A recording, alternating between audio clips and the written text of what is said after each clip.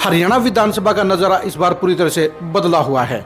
आमतौर पर हरियाणा विधानसभा में जोरदार हंगामा होता है, जोरदार बहस होती है, सरकार और विपक्ष के बीच में बड़ी खींचातानी भी होती है।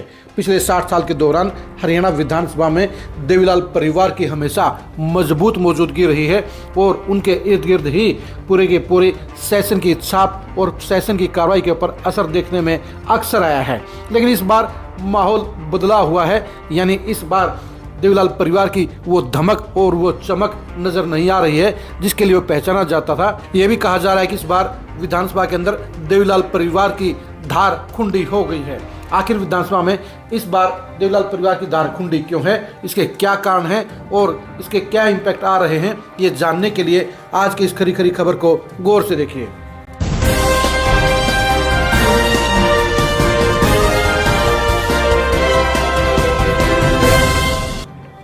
हरियाणा विधानसभा चुनाव में इस बार नज़ारा बदला हुआ है। 2019 के चुनाव में देवीलाल परिवार के रिकॉर्ड 5 सदस्य विधायक बने थे, जिनमें रणजीत सिंह शामिल थे, अभय चौटाला शामिल थे, नैना सिंह चौटाला विधायक थी, दुष्यंत चौटाला विधायक थे और अमित सिहाग भी विधायक थे। एक ही परिवार के इतने सदस्य कभी भी एमएलए नहीं बने। इन पांचों ही सदस्यों की पिछली विधानसभा में अलग अलग इम्पोर्टेंस थी, अलग अलग धमक थी। जहां रणजीत सिंह बीजेपी और जेजेपी की सरकार में निर्दलीय मंत्री होते हुए भी संकट मोचक के तौर पर आमतौर पर अपनी भूमिका निभाते हुए नजर आए थे, वो संकट मोचक बीजेपी को अभी तक नहीं मिला है। अभय चौटाला पिछली बार इनेलो के इकलौते विधायक थे, लेकिन वो अकेले होने के बावजूद भी पूरी विधानसभा में 5 साल तक लगातार दहाड़ते रहे, लगातार अपने बलबूते पर सरकार की घेराबंदी करते रहे, लगातार सरकार के फैसलों पर सवालिया निशान खड़े करते रहे और लगातार सरकार की मंशाओं को भी घेरे में लेते रहे। इस बार विधानसभा में सबसे ज़्यादा कमी अगर किसी की अखर रही है तो वो अभय सिंह चौटाला ही हैं, क्योंकि वो अकेले बलबूते पर ही पिछले 5 साल तक विपक्षी भूमिका निभाते रहे।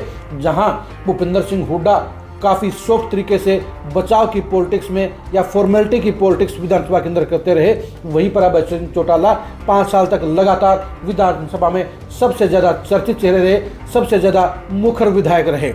उसके बाद दुष्यंत चौटाला डिप्टी सीएम होने के नाते लगातार 5 साल तक चर्चा में रहे। उनके विभागों को लेकर भी लगातार चर्चाएं हुई, वो भी अपने विभागों की परफॉर्मेंस को लेकर और सरकार के ऊपर लगने वाले आरोपों को लेकर लगातार तगड़े जवाब देते रहे थे।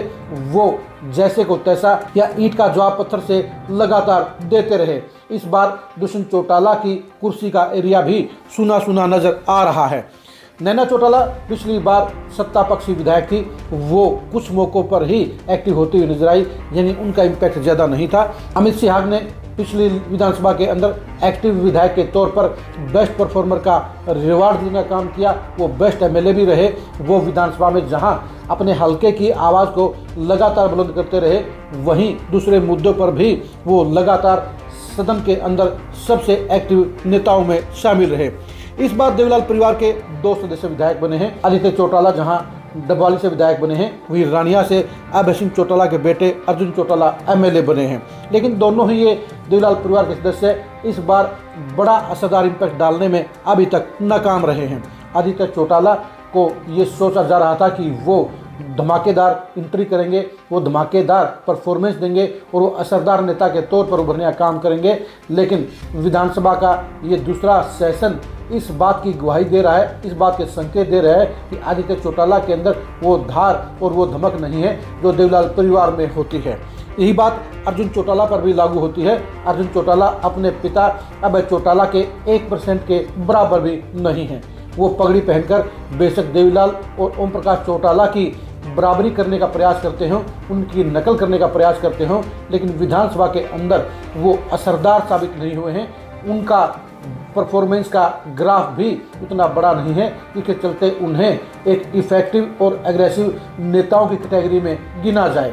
यानी इस बार देवीलाल परिवार की धमक विधानसभा में नहीं सुनाई दे रही है, नहीं दिखाई दे रही है और वो विधानसभा के सबसे असरदार चेहरों के तौर पर नजर नहीं आ रहे हैं। आप देवीलाल परिवार के वर्तमान सियासत के हालात को लेकर क्या सोचते हैं, कमेंट करके जरूर बताइए। क्या अर्जुन चौटाला अपने पिता अभय सिंह चौटाला की उम्मीदों पर खरा उतरेंगे? क्या अभय चौटाला की तरह वो लोगों का ध्यान खींचने में आकर्षित रहेंगे? इसके बारे में कमेंट करके अपनी राय दीजिए।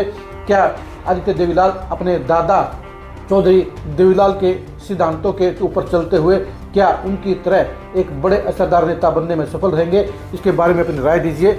आप हमारे फेसबुक पेज को फॉलो कीजिए, आप हमारे यूट्यूब चैनल को सब्सक्राइब कीजिए। नमस्कार।